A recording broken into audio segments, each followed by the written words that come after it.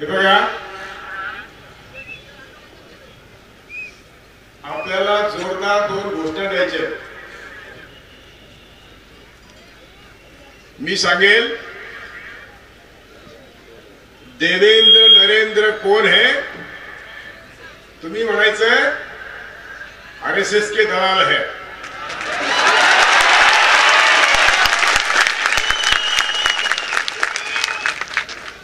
मी म्हणेल आरएसएस कौन है?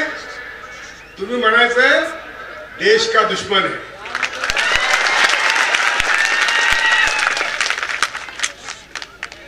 आणि याच्यात कुठल्या व्यक्तीचा द्वेष नाही, हा आपला विचारांची लढाई आहे. अरे देवेंद्र नरेंद्र कौन है? आवाज नाही का? दिल्ली आवाज नाही जात. देवेंद्र नरेंद्र कौन है? आरएसएस कौन है? आरएसएस कौन है? देश का दुश्मन है. शिवाजी महाराज की, जिजा माता की. आज आपण एवढ्या मोठ्या संख्येने इथे आलात. आमच्या सुभान भाईचे कौतुक करावं वाटतं आणि तुमचं सगळ्यांचं अभिनंदन करा. तुम्हाला कोणी पाणी दिलं नाही, गाड्या दिल्या नाही. खरी सभेची हीच पद्धत आहे. कुणाचं काही न घेता जेव्हा सभेला जाल तेव्हा ती सभा असते, बाकीचा बाजार असतो. तेव्हा आपल्याला कुठल्याही बाजारात सामील व्हायचं नाही. ही काही हौशा नवशा गौशांची सभा नाही. मी बघत होतो काय तरुण सळसळत्या रक्ताचे माझे तरुण मला दिसत होते आणि मनातून मला अगदी आनंद होत होता, आनंद होता. हीच गरज आहे, हीच गरज आहे. आता आमच्या मित्राने सांगितलं की आमचा लढा विचारधारेशी आहे. हे सगळे जे खून झाले, आपल्याला वाटतं आपल्यावर वेळ येणार नाही.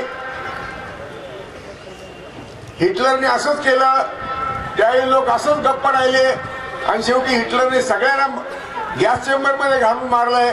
तीच वेळ आपल्यावर येणार आहे आपण गप्प राहिलो तर. आमच्या भारतीय संविधानाची सुरुवात आज प्रजासत्ताक दिन आहे. भारतीय संविधानाची सुरुवात आहे. आम्ही भारताचे लोक, आम्ही कसा भारत घडवू इच्छितो की ज्या भारतात सर्वांना राजकीय, सामाजिक, राजकीय न्याय असेल, आर्थिक न्याय असेल. 70 वर्षात कुठलाही न्याय फक्त मुसलमानांना मिळाला नाही असं नाही, तर या देशातले मुठभर शेठजी भटजी सोडून कुणालाही न्याय मिळालेला नाही. त्यामुळे आम्हाला सर्व जाती धर्मातल्या गरिबांना एकत्र केलं पाहिजे आणि त्या गरिबांना कसं लढायचं शिकवलं पाहिजे. आम्ही कुठल्या एक्क्या दुक्क्या जातीच्या धर्माच्या नावाने राजकारण करणार नाही, आम्हाला करायचं नाही. आता आमचे भाईसाहेब म्हटले की मी राजकारणावर बोलणार नाही. बोललो तर सगळे राजकारणच, पण बोलणार नाही असं म्हणायचं कारण काय? आम्हाला राजकारणाशिवाय आम्ही झोपू शकत नाही, आम्ही उठू शकत नाही. राजकारणाशिवाय आमचा एक घास जाता कामा नये. आम्हाला राजकारण केलंच पाहिजे. कारण आज जे राक्षस सत्तेवर बसलेले आहेत, म्हणजे उदाहरणार्थ मी म्हणतोय की नरेंद्र मोदी खुनी आहे.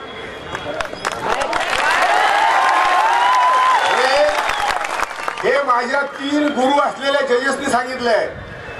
न्यायमूर्ती सावंत, न्यायमूर्ती कृष्णा अय्यर आणि एक चीफ जस्टिस होते खरे म्हणून. ते खरे असं म्हटले की मला संधी मिळाली तर मोदीला मी फाशी देईन. न्यायमूर्ती सावंत आणि न्यायमूर्ती कृष्णा अय्यर आणि सुरेशचा रिपोर्ट आहे की मोदीला मोदीवर खुनाचे खटले भरून ते चालवले पाहिजेत. आज जी तिस्ता सेटलवर भांडते ती न्यायमूर्ती कृष्णा अय्यर, न्यायमूर्ती सावंतांच्या रिपोर्टवर भांडते. कारण काहीतरी ताकद लागते पाठीमागे, निष्ठा लागते. ते 3 व्हॉल्यूम मध्ये जे रिपोर्ट येते जर तुम्ही वाचले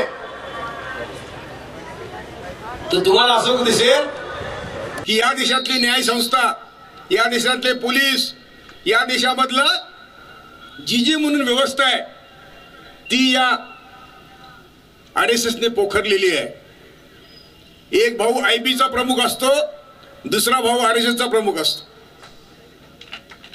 जावई पोलीसचा प्रमुख असतो, सासरा RSSचा प्रमुख असतो.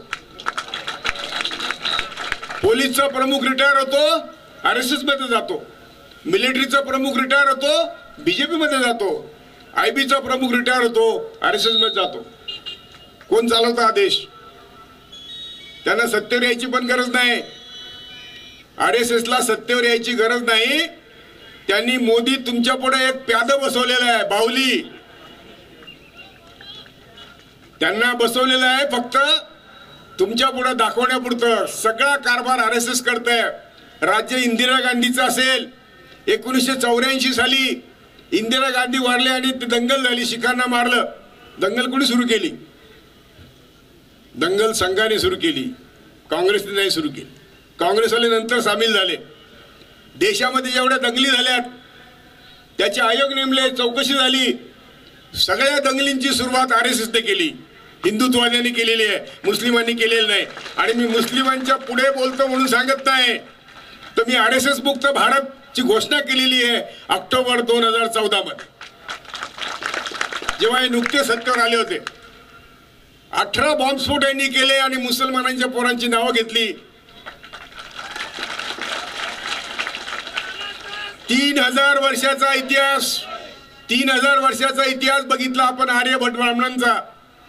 किंवा आत्ताच तुम्ही टिळक वाचा, गोळवलकर वाचा, सावरकर वाचा. तुम्ही वाचत नाही म्हणून सगळे प्रश्न आहेत. आणि म्हणून कोळसे पाटलांनाच वेळात काढण्याची पद्धत आहे. टिळक म्हणतात की आम्हाला इंग्रजांचंच राज्य पाहिजे, पण त्यांनी आमची वर्ण व्यवस्थेला हात लावला नाही पाहिजे. म्हणजे आमच्या धर्माला हात लावता कामा नये. हे टिळक, ते काय स्वराज्याचे माझा जन्मसिद्ध हक्क आहे म्हणून स्वराज्याची चळवळ चालत उभे राहिले नव्हते. ते फक्त स्वतःचा धर्म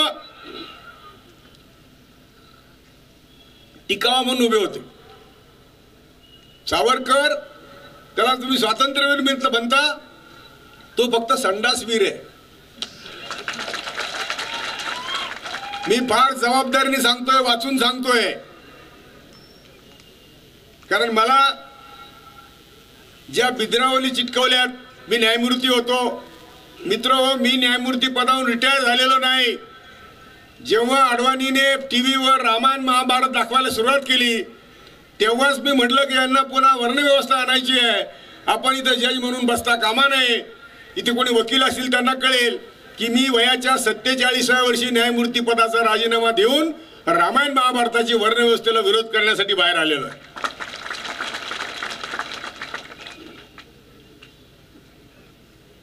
अनेक महाभाग म्हणतात की मी न्यायमूर्ती पदावर पळून आलो. मी न्यायमूर्ती पदावर बसताना जे निकाल दिलेत त्याचे पार्लमेंटला कायदे करावे लागलेले आहेत. ते काय कुठले निकाल असे लेचेपेचे दिले नाही, कुठल्या भटाची अशी निकाल देण्याची ताकद नाही. मी जे काम केलं, वकिली केली, सगळ्या कोर्टाने स्तुती केली. मी नाही आता सार्वजनिक जीवनात आहे, मी कायदे करूनच घेतो, आंदोलनाने करून घेतो. माझ्या आंदोलनामध्ये लाख लाख लोक असतात. दुर्दैवाने मला कधी माझ्या आंदोलनात मुस्लिम दिसले नाहीत. ते आता दिसायला पाहिजेत. त्यांना भीती वाटते की माझ्यावर आले तर पोलीस काय म्हणतील. मी तुम्हाला सांगतो की जर आम्हाला या देशावर सत्ता मिळवायची असेल तर आम्हाला पोलीसला घाबरता कामा नये, आम्हाला जेलला घाबरता कामा नये आणि आम्हाला मरणाला देखील घाबरता कामा नये. मला सांगण्याचा अधिकार आहे कारण त्यांच्या इस्ट लिस्टवर माझा पहिला नंबर आहे. ते मला पहिला नंबरला मारू इच्छितात. मी त्यांना सांगितलं की तुम्ही खुशाल मारा, विचार मरत नाही. जे माणसं मारली गेली त्यांचं काम जोमाने पुढे चाललेलं आहे आणि तुमच्यासारखे तरुण बघितल्यानंतर मला तुमच्यासाठी मरायला आवडेल. जेलमध्ये तर मी जाऊन आलेलोच आहे. कोणी म्हणतं न्यायमूर्ती म्हणतात मी युरोप रिटर्न आहे, कोणी म्हणतं अमेरिका रिटर्न आहे. हा कोळसे पाटील सांगतो मी जेल रिटर्न आहे. कशासाठी जेलमध्ये गेलो मी? जैतापूरला मुसलमानांचे शिरकांड करण्यासाठी नवा अणुऊर्जा प्रकल्प आणतायत. तो ऊर्जा प्रकल्प आला की तिथे सदन मुस्लिम आहेत, हजारो कोटीची त्यांची उलाढाल आहे परदेशाची मच्छीमारीची. ती सगळी मच्छीमारी संपणार आहे. तिथे मी जे आंदोलन केलं आणि मला जेलमध्ये ठेवलं खोट्या केसेसमध्ये. परंतु मला जेलमध्ये सुद्धा खूप अनुयायी मिळाले. सगळ्यांनी सल्ला विचारायला जेलच्या माझ्या बाहेर दरवाजात लाईन असायची. म्हटलं जेलमध्ये सुद्धा आपलं काम चालू आहे, घरी जायचं कशाला? सकाळी उठल्याबरोबर खंबावर चहा असतो, 9 वाजता दूध केळी असतात. माझ्या बहिणीने लक्षात ठेवा, स्त्रियांसाठी खूप चांगली जेलची व्यवस्था आहे. म्हणजे असं बाळांपण घरी होणार नाही, एवढं बाळांपण जेलमध्ये चांगलं होतं. दुपारी भाजी पोळी सगळं जेवण असतं. पुन्हा 4 वाजता जेवण असतं.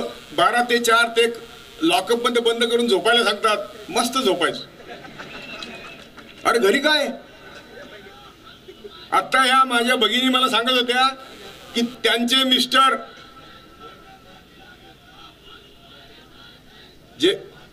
जेलमध्ये येणार असेल तर म्हणा, नाही तर बोलू नका.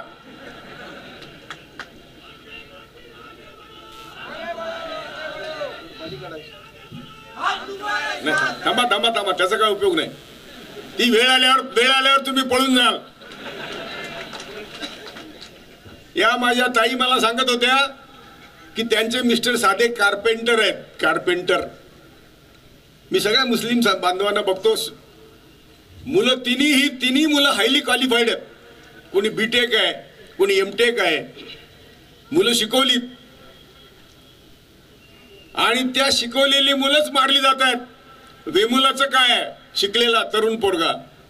नजीबचं काय? ही सगळी पोरं, शिकलेली पोरं, ही त्यांच्या सत्तेला धक्का लावतील पुढे जाऊन, म्हणून ते वेळीच त्यांना म्हणजे ज्याला म्हणतो ना आपण कोम में खतम करते. कोमात. हे सावरकरांची आयडियोलॉजी आहे.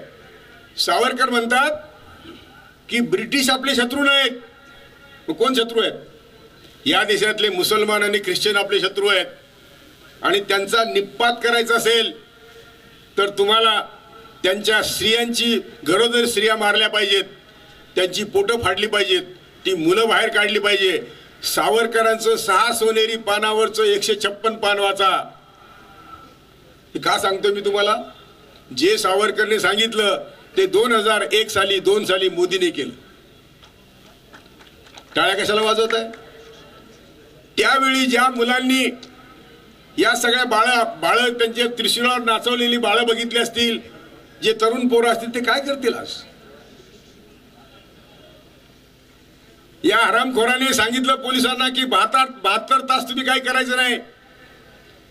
त्या सगळ्या ज्या कोणी अजून ते गोदऱ्याचा डबा जाळला, कोणी अजून आतून जळला का बाहेरून जळला, कोणी सिद्ध केलेलं नाही. परंतु सगळी प्रेतं घेतली आणि त्याची अहमदाबादमध्ये मिरवणूक काढली गल्ली गल्लीमध्ये. का काढली? आताच्या त्या बाईने लिहिलं हायकोर्टाच्या जजने की मोसींची दाढी आणि टोपी बघून तो त्याला मारायला त्याला उत्तेजित झाला. म्हणजे याचा अर्थ आता कोणीही मुस्लिम दाढी आणि टोपी बघावी आणि मी उत्तेजित झालो म्हणून त्याला मारला असं म्हणावं. हायकोर्ट म्हणतं. मोदीने तेच केलं. ज्या पोलीस अधिकाऱ्यांना त्यांनी हे ऑर्डर दिली त्यांची पुस्तकं प्रसिद्ध झाली, पुरावे सगळे आहेत, तरी मोदीला कुठल्याही कोर्टाने शिक्षा केली नाही. कारण मोदीची केस कोर्टात गेलीच नाही. मोदीच्या विरुद्ध पुरावा कोर्टात गेला नाही आणि म्हणून मोदी आज एक खुनी देशाचा पंतप्रधान झालेला आहे. आणि आम्ही सगळे म्हणतो त्या लांडग्याला की शेळीचं रक्षण कर.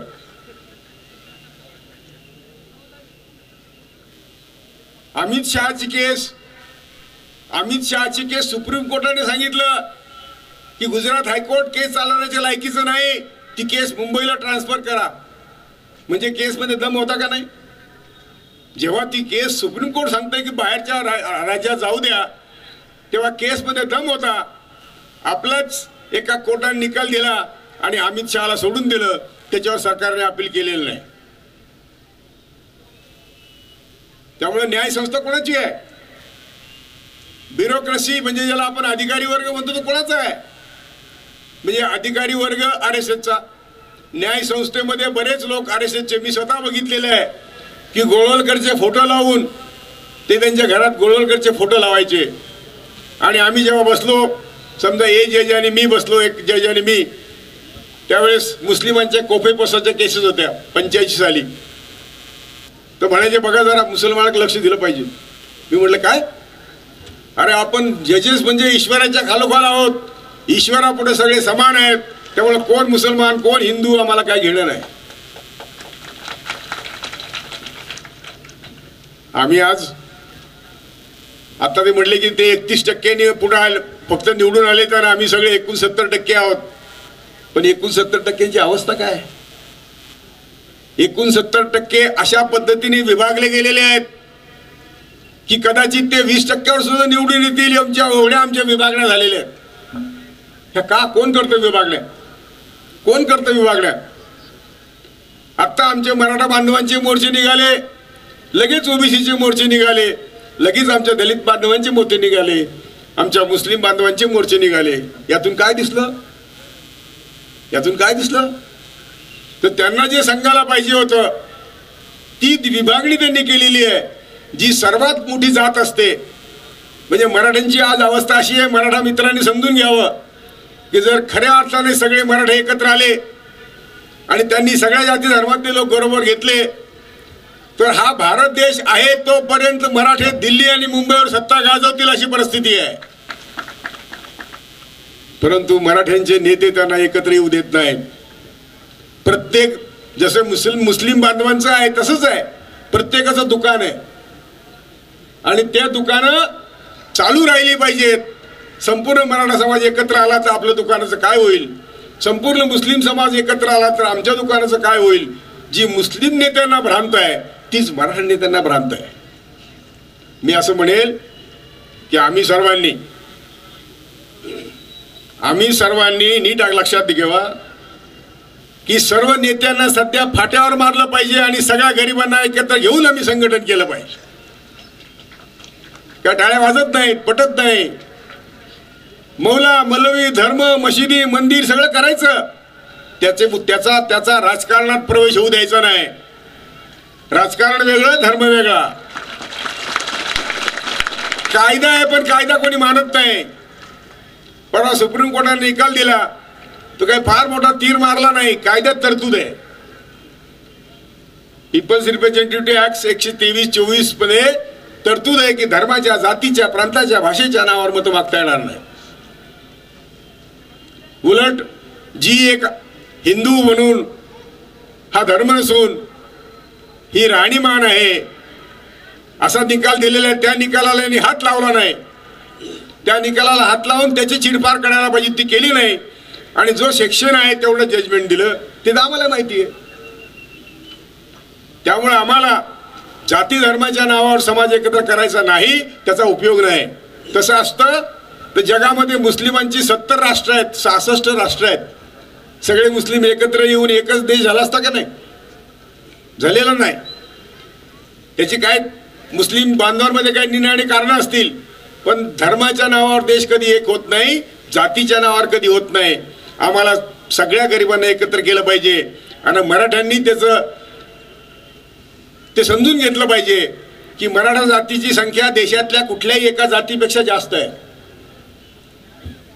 कुठली एक जात मराठ्यांची इतकी संख्येने मोठी नाही. म्हणून मराठ्यांनी आपल्या सगळ्यांना बरोबर घेऊन या देशावर कायम राज्य करता येण्यासारखी परिस्थिती आहे. फक्त नेते आमचे लबाड आहेत, नेते तुमचे लबाड आहेत. या लबाड नेत्यापासून सामान्य जनतेची सुटका केल्याशिवाय ते होणार नाही. मग काय करणार काय? अरे तुम्ही नेते व्हा पण बाकी सगळ्या गरिबांना बरोबर घ्या. बरोबर का नाही? अरे तुम्हाला पटलंय का नाही? टाळ्या वाजवत नाही तुम्ही. असा आम्हाला हाणून मारून मुसलमान नको आहे म्हण आहे ना. आम्हाला उत्स्फूर्तपणे पाहिजेत.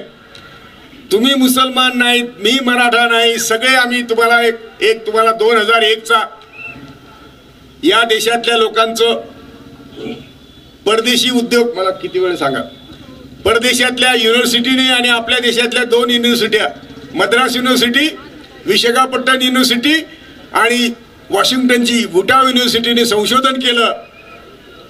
माझ्या भावांनो लक्षात ठेवा, तुम्ही आम्ही सगळे एका रक्ताचे आहोत. फक्त आर्यभट ब्राह्मण बाहेरून आले ते आपल्या रक्ताचे नाहीत.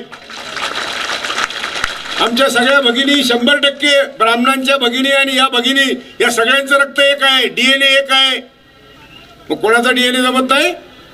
फक्त आर्यभट ब्राह्मणांचा डीएनए जमत नाही आणि ते फक्त 1.5% आहे. 1.5% ते 1.5% लोक त्यांची विषारी विचारधारा, त्यांचे विषारी विचार आम्हाला शांतपणे झोपू देत नाहीत, जेवू देत नाहीत, राहू देत नाहीत. तेव्हा त्या विचारधारेविरुद्ध आपली लढाई आहे. कुठल्या ब्राह्मणाविरुद्ध लढाई नाही, व्यक्तीविरुद्ध लढाई नाही. लढाई विचाराविरुद्ध असावी लागते आणि आमची ती विचाराविरुद्ध लढाई आहे. त्यामुळे आम्हाला सगळ्यांना आज या निमित्ताने आम्हाला जर आमच्या नजीबला त्याच्या पायाला काटा भरला असेल त्याचं दुःख आम्हाला झालं पाहिजे. ते रक्त आहे आमचं. अगदी पाकिस्तानाच्या मुस्लिमांचं सुद्धा रक्त एकच आहे. पाकिस्तानच्या मुस्लिमांना लढाई नको आहे. आता लक्षात ठेवा नीट, या देशातल्या कुठल्याही माणसाला लढाई नको आहे. लढाई कुणाला पाहिजे? माझ्या घरी 5 पंतप्रधान आलेले आहेत. VP सिंग, चंद्रशेखर, नरसिंहराव, देवेगौडा आणि इंद्रकुमार गुजराल.